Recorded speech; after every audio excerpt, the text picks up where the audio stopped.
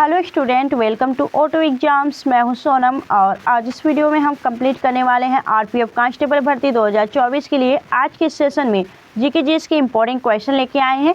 तो जितने भी स्टूडेंट आरपीएफ कांस्टेबल के लिए प्रिपरेशन कर रहे हैं, आप सभी लोग वीडियो के लास्ट तक बने रहिएगा, क्योंकि आज के सेशन में जीके जीएस के इंपॉर्टेंट क्वेश्चन शामिल हैं जो कि आपके एग्जाम के लिए काफ़ी ज़्यादा इंपॉर्टेंट और यूजफुल साबित होंगे। तो आप लोग वीडियो को पूरा देखिएगा। लास्ट में अगर आपको वीडियो अच्छी लगती है, हेल्पफुल लगती है, तो प्लीज़ वीडियो को लाइक और चैनल सब्सक्राइब जरूर करिएगा। आरपीएफ कांस्टेबल के जितने भी बच्चे प्रिपरेशन कर रहे हैं, आपको बता दें कि आपके एग्ज़ाम अब नज़दीक हैं, तो आप ज़्यादा से ज़्यादा प्रिपरेशन करिए। चलिए चलते हैं हम पहले क्वेश्चन तरफ। तो पहला क्वेश्चन आपके यहाँ पे दिया गया है, 1893 में महात्मा गांधी को दक्षिण अफ्रीका में किसकी कानून समस्या का समाधान करने के लिए आमंत्रित किया गया था? तो राइट आंसर हो जाएगा ऑप्शन सी, गुजरात के दादा अब्दुल्ला, जो कि एक मुसलमान व्यापारी थे। इनके मुकदमा के सिलसिले में महात्मा गांधी को दक्षिण अफ्रीका जाना पड़ा था। याद रखना है आप सभी को। दक्षिण अफ्रीका से महात्मा गांधी वापस कब आए थे, यह भी आपसे क्वेश्चन पूछा जाता है। तो 9 जनवरी 1915 को दादा अब्दुल्ला का मुकदमा लड़कर महात्मा गांधी वापस आए थे भारत, और इसी 9 जनवरी को आपका प्रवासी दिवस के रूप में सेलिब्रेट किया जाता है। चलिए नेक्स्ट देखेंगे अगले क्वेश्चन तरफ। अगला क्वेश्चन आपसे पूछा गया है, निम्नलिखित पुर्तगाली गवर्नर में से किसने भारत में बीजापुर के शासक से गोवा को अधिकृत कर लिया था? तो यह आपको रखना है याद। तो बीजापुर के जो सुल्तान थे, उनसे गोवा को किसने छीन लिया था, किसने कब्जा कर लिया था? तो याद रखना है आपके अल्फांसो डी अल्बुकर्क। यह पुर्तगाली गवर्नर था, यह दूसरा पुर्तगाली गवर्नर था। और जो फ्रांसिस्को डी अल्मेडा था, यह पहला पुर्तगाली गवर्नर था। आपसे पूछा जाता है एग्जाम में कि पहला पुर्तगाली गवर्नर भारत का कौन सा था, तो फ्रांसिस्को डी अल्मेडा आपका राइट आंसर होगा। लेकिन अगर आपसे पूछा जाए कि बीजापुर के सुल्तान से गोवा को किसने कब्जा कर लिया था, कौन से पुर्तगाली गवर्नर, तो अल्फांसो डी अल्बुकर्क आपका राइट आंसर हो जाएगा इस क्वेश्चन का। Option D is the right answer. Next देखेंगे अगले क्वेश्चन पर। अगला क्वेश्चन आपसे पूछा गया है कि भारतीय रिजर्व बैंक का राष्ट्रीयकरण यानी नेशनलाइजेशन किस वर्ष किया गया था? तो याद रखना है आपका 1949। Option B is the right answer. 1 जनवरी 1949 को यह आपका राष्ट्रीयकरण कर दिया गया था भारतीय रिजर्व बैंक का। वहीं अगर आपसे पूछा जाए कि आरबीआई की स्थापना कब की गई थी, तो याद रखना है आपको 1 अप्रैल 1935 को यह आपका जो आरबीआई है, इसकी स्थापना की गई थी यंग हिल्टन समिति के अंतर्गत। ठीक है, नेक्स्ट देखेंगे अगले क्वेश्चन की तरफ। अगला क्वेश्चन आपका यहाँ पे दिया गया है, भारत में कौन से गवर्नर जनरल को स्थानीय स्वशासन का पिता कहा जाता है? तो राइट आंसर हो जाएगा ऑप्शन ए, लॉर्ड रिपन को स्थानीय स्वशासन का जनक कहा जाता है। वहीं अगर आपसे पूछा जाए कि लॉर्ड विलियम बेंटिक क्यों प्रसिद्ध हैं, तो इन्होंने 1829 में सती प्रथा को समाप्त करने के लिए इन्होंने प्रयास किए थे, इसलिए विलियम बेंटिक को जाना जाता है। वहीं लॉर्ड कैनिंग जो है, यह 1857 की जो क्रांति थी, उस समय भारत के गवर्नर जनरल लॉर्ड कैनिंग थे। आपसे पूछा जाता है कि 1857 की क्रांति के समय भारत का गवर्नर जनरल कौन था, तो लॉर्ड कैनिंग था। ठीक है, यह आपको याद रखना है। नेक्स्ट देखेंगे अगले क्वेश्चन तरफ। अगला क्वेश्चन आपका यहाँ पे दिया गया है, निम्नलिखित में से कौन सी नदी यमुना की सहायक नदी नहीं है? यमुना की सहायक नदी इनमें से आपकी सोन नहीं है। सोन जो है यह गंगा की सहायक नदी है। बाकी 3 आपकी यह यमुना की सहायक नदी है। ठीक है, याद रखना है यमुना, अगर आपसे पूछा जाए यमुना नदी का उद्गम कहाँ से होता है, तो यह आपके उत्तराखंड के यमुनोत्री ग्लेशियर बंदरपुर चोटी से इसका उद्गम होता है। और यह गंगा की सबसे लंबी सहायक नदी है, और गंगा से यह आपकी यूपी के प्रयागराज जिले में संगम में आके यह गंगा से मिलती है। यह आपको याद रखना है। नेक्स्ट हम देखेंगे अगले क्वेश्चन तरफ। अगला क्वेश्चन आपसे पूछा गया है, निम्नलिखित में से कौन सी नदी गंगा की सहायक नदी नहीं है? तो गंगा की सहायक नदी इनमें से कौन सी नहीं है? तो राइट आंसर हो जाएगा चंबल। चंबल जो है यमुना की सहायक नदी है, न कि गंगा की। ठीक है, तो गंगा की ये सहायक नदी नहीं है। अगर आपसे पूछा जाए कि गंगा का उद्गम कहाँ से होता है, तो यह आपके गंगोत्री ग्लेशियर उत्तराखंड से होता है। आपको बता दें गंगा जो है यह 2 नदियों के संगम से बनता है, जो कि आपके भागीरथी और अलकनंदा के संगम से गंगा का उद्गम होता है। और गंगा जो है यह आपकी सबसे लंबी नदी हो जाती है भारत की, और सबसे पवित्र नदी माना जाता है गंगा को। गंगा की बात करें तो यह 25,500 यहाँ पे 25 किलोमीटर जो है यह आपकी भारत में बहती है। यह आपको याद रखना है। ठीक है, नेक्स्ट हम देखेंगे अगले क्वेश्चन तरफ। अगला क्वेश्चन आपका है कि दीन ए इलाही किसके द्वारा प्रचारित किया गया था? तो यह अकबर के द्वारा किया गया था। दीन ए इलाही की स्थापना करना एक हिंदू मुस्लिम संप्रदायों के बीच दूरियों को कम करने के लिए आपके अकबर ने यह स्थापित किया गया था। ठीक है, अगर बात की अकबर की, तो अकबर बहुत से ऐतिहासिक इमारत की निर्माण करवाए हैं, जैसे कि जोधाबाई महल और आपके बुलंद दरवाज़ा गुजरात के जीत के उपलक्ष्य में अकबर ने बनवाया था, जो कि सबसे बड़ा दरवाज़ा माना जाता है। और साथ ही अगर बात करें तो जो आपका अकबर हैं, अकबर का मकबरा आपसे एग्जाम में पूछा जाता है, तो अकबर का जो मकबरा है वह आगरा सिकंदरा के अंदर स्थित है, यह भी आप याद रखिएगा। नेक्स्ट देखेंगे अगले क्वेश्चन तरफ। अगला यहाँ पे क्वेश्चन पूछा गया है कि शिमला समझौता 1972 में किन के द्वारा हस्ताक्षर किए गए थे। तो शिमला समझौता जो हुआ था आपके हिमाचल प्रदेश की राजधानी शिमला में ही हुआ था। वहीं पे अगर आप बात करें तो यह इंदिरा गांधी और ZA भुट्टो के द्वारा किया गया था। ZA भुट्टो पाकिस्तान के उस समय राष्ट्रपति थे और इंदिरा गांधी तत्कालीन प्रधानमंत्री थी आपके भारत की। इन दोनों के बीच यह समझौता हुआ था। और कब हुआ था? तो यह 1971 जब भारत और पाक युद्ध के बाद यह समझौता किया गया था, यह आपने याद रखना है। नेक्स्ट देखेंगे अगले क्वेश्चन तरफ। अगला क्वेश्चन आपसे पूछा गया है कि दास वंश की स्थापना किसके द्वारा की गई थी। तो दास वंश, जिसे हम मामलुक वंश या फिर आपका मामलुक वंश भी कहते हैं इसे, तो यहाँ पे याद रखना है आपका कुतुबुद्दीन ऐबक। ठीक है, कुतुबुद्दीन ऐबक ने यह आपके गुलाम वंश की स्थापना की थी। गुलाम वंश, मामलुक वंश या दास वंश, यह सभी आपके एक ही हैं और इनके संस्थापक कुतुबुद्दीन ऐबक थे। कुतुबुद्दीन ऐबक किसका गुलाम था? तो मोहम्मद गौरी का गुलाम था। और मोहम्मद गौरी का गुलाम कुतुबुद्दीन ऐबक, कुतुबुद्दीन ऐबक का जो गुलाम था वह आपका इल्तुतमिश था। इल्तुतमिश को जो इल्तुतमिश था यह इसका दामाद और इसका गुलाम भी था। ठीक है, यह आपको याद रखना है। ठीक है, तो यहाँ पे आपका राइट आंसर हो जाएगा ऑप्शन ए। नेक्स्ट हम देखेंगे अगले क्वेश्चन तरफ। अगला क्वेश्चन आपका है मौर्य वंश का अंतिम सम्राट कौन था। तो मौर्य वंश का जो अंतिम सम्राट था वह था आपका बृहद्रथ। ठीक है, मौर्य वंश की स्थापना किसने की थी, पहले हम ये जान लेते हैं। तो मौर्य वंश की जो स्थापना किए थे वह किए थे चंद्रगुप्त मौर्य ने। ठीक है, चंद्रगुप्त मौर्य के बाद बिंदुसार गद्दी पे बैठा, बिंदुसार के बाद अशोक गद्दी पे बैठा, अशोक के बाद आपका दशरथ गद्दी पे बैठा। ठीक है, और जो सबसे लास्ट में मौर्य वंश का अंतिम सम्राट बना वह आपका बृहद्रथ बना। और बृहद्रथ की हत्या किसने कर दी थी? तो वह किया था पुष्पमित्र शुंग ने। पुष्पमित्र शुंग ने बृहद्रथ की रचना आपकी हत्या करके शुंग वंश की स्थापना की थी, यह आप याद रखिएगा। ठीक है, तो यहाँ पे आपका राइट आंसर सी हो जाएगा। चलिए नेक्स्ट देखेंगे अगले क्वेश्चन तरफ। आपको यह सेशन कैसा लग रहा है आप हमें कमेंट करके जरूर बताइएगा।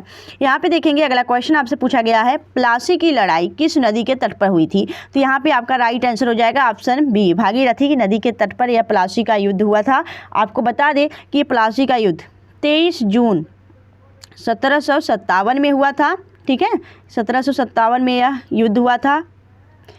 और याद रखना है किसके बीच हुआ था आपसे पूछा जाता है। तो प्लासी का जो युद्ध था वह बंगाल के गवर्नर, जो आपके बंगाल का नवाब सिराजुद्दौला और ब्रिटिश इंडिया कंपनी, जो ब्रिटिश ईस्ट इंडिया कंपनी थी, उसके नेतृत्व कौन कर रहे थे? Robert Clive. इनके बीच यह युद्ध हुआ था और इसमें जीत हुई थी ब्रिटिश ईस्ट इंडिया कंपनी की। ठीक है, नेक्स्ट देखेंगे अगले क्वेश्चन तरफ। अगला क्वेश्चन आपका है प्रसिद्ध गायत्री मंत्र का उद्गम किस ग्रंथ में हुआ था। तो याद रखना है यह ऋग्वेद में हुआ है, प्रसिद्ध गायत्री मंत्र का उद्गम। और ऋग्वेद के तीसरे मंडल में यह आपका गायत्री मंत्र है, जिसकी रचना किसने की थी? इसकी रचना आपके जो महर्षि हैं, कौन से महर्षि? विश्वामित्र के द्वारा इसकी रचना की गई थी आपके गायत्री मंत्र की, जो कि आपके सूर्य को समर्पित है। ठीक है, नेक्स्ट देखेंगे अगले क्वेश्चन तरफ। अगला क्वेश्चन आपसे पूछा गया है पिच ब्लेंड किसका प्रमुख अयस्क है। तो पिच ब्लेंड यूरेनियम का प्रमुख अयस्क हो जाता है। ठीक है, नेक्स्ट देखेंगे अगले क्वेश्चन तरफ। अगला क्वेश्चन आपसे पूछा गया है किस ज्वालामुखी को भूमध्य सागर का लाइट हाउस कहा जाता है। तो राइट आंसर हो जाएगा इंस्ट्राबोली। इंस्ट्राबोली जो है यह भूमध्य सागर का लाइट हाउस कहा जाता है। ठीक है, नेक्स्ट देखेंगे अगले क्वेश्चन तरफ। अगला क्वेश्चन आपका यहाँ पे दिया गया है भारत के पहले हिंदी भाषा के अखबार का नाम बताइए जिसे पहली बार 30 मई 1826 को प्रकाशित किया गया था। तो भारत का जो पहला हिंदी समाचार पत्र था वह कौन सा था। तो यहाँ पर राइट आंसर हो जाएगा Udant Martand. Option B the right answer. यहाँ पे हम जान लेते हैं इसके बारे में इंपॉर्टेंट पॉइंट्स। उदंत मार्तंड हिंदी का प्रथम समाचार पत्र था। इसका प्रकाशन 30 मई 1826 ईस्वी को कोलकाता के एक साप्ताहिक पत्रिका के रूप में शुरू हुआ था, लेकिन आर्थिक तंगी के कारण पत्रिका को 1827 में बंद करना पड़ा। उदंत मार्तंड का शाब्दिक अर्थ होता है समाचार सूर्य, और इसके संपादक याद रखिएगा जुगल किशोर शुक्ला थे। आपके उदंत मार्तंड जो कि हिंदी का प्रथम समाचार पत्र है, इसके यह संपादक हैं। आपसे कई बार एग्जाम में पूछा गया, इंपॉर्टेंट है। और यह इस दिन आपका प्रकाशित हुआ था 30 मई को, तो इसी दिन आपका राष्ट्रीय पत्रकारिता दिवस के रूप में सेलिब्रेट किया जाता है। तो इतनी बातें इंपॉर्टेंट पॉइंट्स ही याद रखिएगा। चलिए नेक्स्ट देखेंगे अगले क्वेश्चन की तरफ। और आपको यह सेशन कैसा लग रहा है प्लीज़ हमें कमेंट करके जो बताइएगा, और अपने सोनम मैम की मेहनत कैसी लग रही है। ठीक है, नेक्स्ट देखेंगे अगले क्वेश्चन की तरफ। अगला क्वेश्चन आपका है विद्युत प्रतिरोध को मापने का इकाई क्या है। तो विद्युत प्रतिरोध को मापने का इकाई हो जाता है ओम। वहीं कार्य और ऊर्जा का मापने का इकाई हो जाता है जूल। और यहाँ पे न्यूटन जो है बल का मात्रक हो जाता है, और वाट जो है यह शक्ति का मात्रक है। ठीक है, नेक्स्ट देखेंगे अगले क्वेश्चन तरफ। अगला क्वेश्चन आपसे पूछा गया है इनमें से कौन सा दर्रा पश्चिमी घाट पर्वत श्रृंखला में नहीं है। तो यहाँ पे राइट आंसर हो जाएगा खैबर दर्रा या आपका पश्चिमी घाट श्रृंखला में नहीं है। खैबर दर्रा की बात करें तो खैबर दर्रा वर्तमान में पाकिस्तान में है, और यह अफगानिस्तान में काबुल और पाकिस्तान में पेशावर को जोड़ने वाला एक पर्वतीय दर्रा हो जाता है। नेक्स्ट देखेंगे अगले क्वेश्चन तरफ। अगला क्वेश्चन आपका है कि भारत में हर, यहाँ पे सवाल नहीं साल है, ठीक है, हर साल संविधान दिवस किस दिन मनाया जाता है। तो भारत में हर साल संविधान दिवस आपका 26 नवंबर को मनाया जाता है। और क्यों मनाया जाता है, क्योंकि 26 नवंबर 1949 को आपका यह संविधान बनकर तैयार हुआ था, लेकिन लागू यह 1950 में 26 जनवरी 1950 को यह आपका लागू कर दिया गया था। ठीक है, याद रखना है। और जो संविधान है आपका उसे बनने में समय कितना लगा था, तो 2 साल 11 माह 18 दिन लगे थे। ठीक है, यह आपने याद रखना है। वहीं 2 अक्टूबर को क्या मनाया जाता है, तो 2 अक्टूबर को मनाया जाता है आपका गांधी जयंती और शास्त्री जयंती। वहीं 1 दिसंबर को आपका विश्व एड्स दिवस मनाया जाता है, और 10 दिसंबर को आपका राष्ट्रीय मानवाधिकार दिवस मनाया जाता है। नेक्स्ट देखेंगे अगले क्वेश्चन तरफ। अगला क्वेश्चन आपका है आधुनिक भारत का निर्माता किसे कहा जाता है। तो राइट आंसर हो जाएगा राजा राम मोहन राय को आधुनिक भारत का निर्माता कहा जाता है।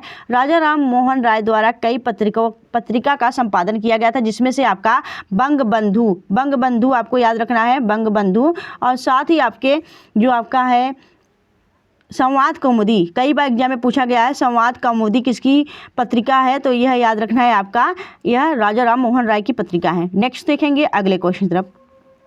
अगला क्वेश्चन आपका है किस नदी की नर्मदा नदी की दासी के रूप में जाना जाता है। तो यहाँ पे को होगा। ठीक है, किस नदी को नर्मदा नदी का दासी कहा जाता है। तो यहाँ पे राइट आंसर हो जाएगा ताप्ती नदी को नर्मदा नदी का दासी कहा जाता है। यह गोदावरी और नर्मदा के बीच से होकर बहती है, यह आपने याद रखना है।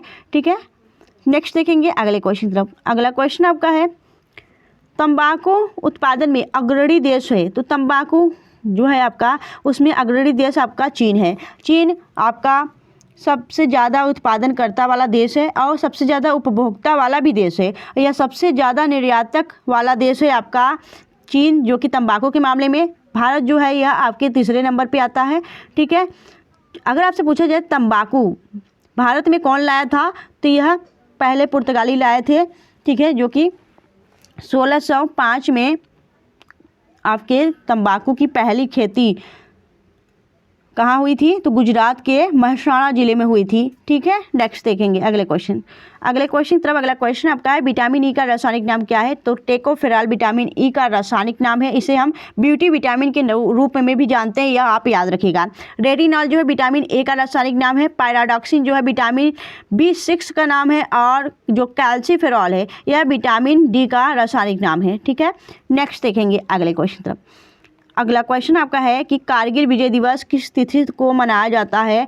तो राइट आंसर हो जाएगा 26 जुलाई को आपका कारगिल दिवस के रूप में सेलिब्रेट किया जाता है। ठीक है, 23 जून को क्या मनाया जाता है, 23 जून को आपका अंतर्राष्ट्रीय ओलंपिक दिवस के रूप में मनाया जाता है। ठीक है, नेक्स्ट देखेंगे अगले क्वेश्चन तरफ।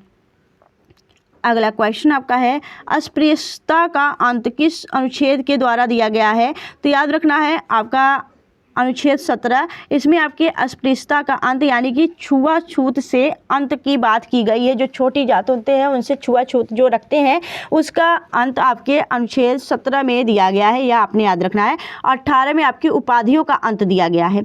नेक्स्ट देखेंगे अगले क्वेश्चन तरफ। अगला क्वेश्चन आपका है कि धार्मिक स्वतंत्रता का अधिकार किस अनुच्छेद के तहत सिख संप्रदाय को प्रदान किया गया है? तो धार्मिक स्वतंत्रता का जो अधिकार है वह आर्टिकल 25 में है, तो option D is the right answer. Next देखेंगे अगले क्वेश्चन तरफ। अगला क्वेश्चन आपका है लेडी विद लैंप किस नाम से जाना जाता है? तो लेडी विद लैंप के नाम से किसे जाना जाता है? तो राइट आंसर हो जाएगा फ्लोरेंस नाइटिंगेल को लेडी विद लैंप के नाम से जाना जाता है, यह आपको याद रखना है, ठीक है। और सरोजनी नायडू को किस रूप में जाना जाता है? सरोजनी नायडू को कहा जाता है भारत की कोकिला, ठीक है, भारत की कोकिला कहा जाता है, नाइटिंगेल ऑफ इंडिया। नेक्स्ट देखेंगे अगले क्वेश्चन तरफ। अगला क्वेश्चन आपका है मयूर सिंहासन को किसने बनवाया था? तो मयूर सिंहासन बनवाए थे शाहजहां ने। शाहजहां को क्या कहा जाता है? इन्हें शाहजहां का जो कार्यकाल था उसे मुगल वंश का स्वर्ण युग कहा जाता है, यह भी याद रखिएगा। और जहांगीर का जो शासनकाल था उसे चित्रकला का स्वर्ण युग कहा जाता है, यह भी आप याद रखेंगे, ठीक है। नेक्स्ट देखेंगे अगले क्वेश्चन तरफ। अगला क्वेश्चन आपका है डायनामाइट के आविष्कारक कौन थे? तो डायनामाइट के आविष्कारक हैं Alfred Nobel, option B the right answer, ठीक है। चलिए नेक्स्ट देखेंगे अगले क्वेश्चन तरफ। अगला क्वेश्चन आपका यहाँ पे है कुषाण वंश का प्रसिद्ध शासक कौन था? तो कुषाण वंश के जो संस्थापक थे वह थे आपके कुडुलकुज विशेष, ठीक है, संस्थापक थे यह।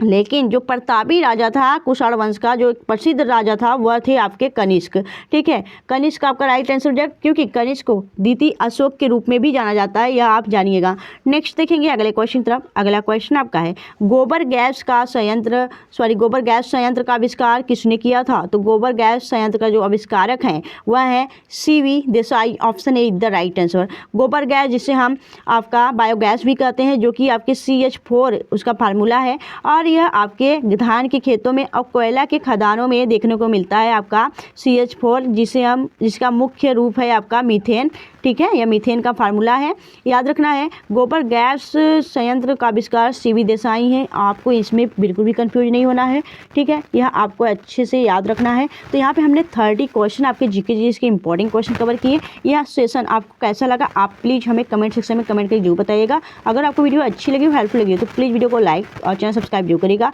ऐसे ही सेशन आपको नेक्स्ट वीडियो में मिलेंगे, तब तक के लिए bye bye and thanks for watching, keep smiling.